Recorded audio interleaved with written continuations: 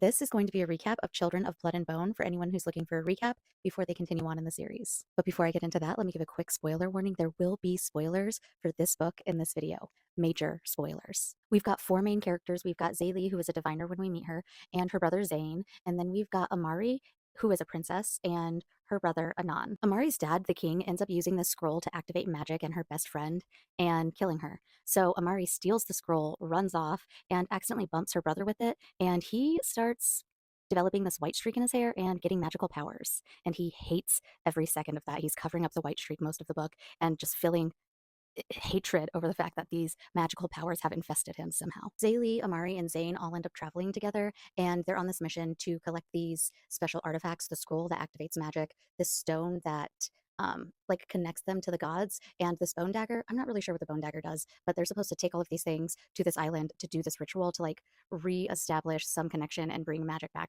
I'm not really sure on the details. Anan spends a lot of time trying to track them down, and he is working with the admiral, who is also in a relationship with his father, the king, an extramarital relationship, if you will. Anyway, he's using his magic because that's how he's tracking them down, and she spots him, and a scuffle ensues, and she dies. Eventually, a group of diviners captures Zane and Amari, and Zaylee and Anan have to work together to get them back.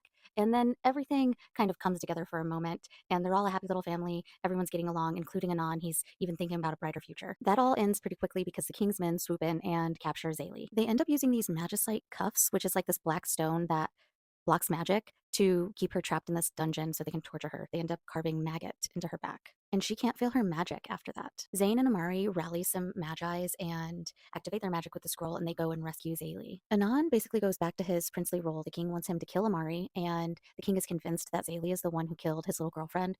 So obviously he's hellbent on her destruction as well. Meanwhile, Zaylee, Amari, and Zane meet up with Rowan, I think his name is Rowan, and they end up heading to the temple on the island to perform the ritual that they need to do. They've got all the items they need and they make it there in time, but the king and Anan ambush them there. Zaylee's father is killed. She ends up using blood magic, like a lot of blood magic, and the scroll is destroyed. The king sees Anan use his magic in this scuffle and figures out who actually killed his little girlfriend and tries to kill Anan, but Amari steps in and saves him by stabbing the king. We don't really hear from Anan or the king after that, but I'm assuming Anan is gravely injured and the king is dead, hoping the king is dead anyway. Zaylee ends up doing some kind of ritual. It's not the ritual they planned, but something happens. The stone shatters and she dies a little, not all the way, but she ends up seeing her mom, who is like embodying their goddess, and she tells Zaylee that Orisha still needs her. By the end, Zaylee, Amari, and Zane are all on a boat headed somewhere with Rowan. They're all for sure alive, and Amari now has a white stripe in her hair, and it looks like she's got some magic that looks similar to Anan's.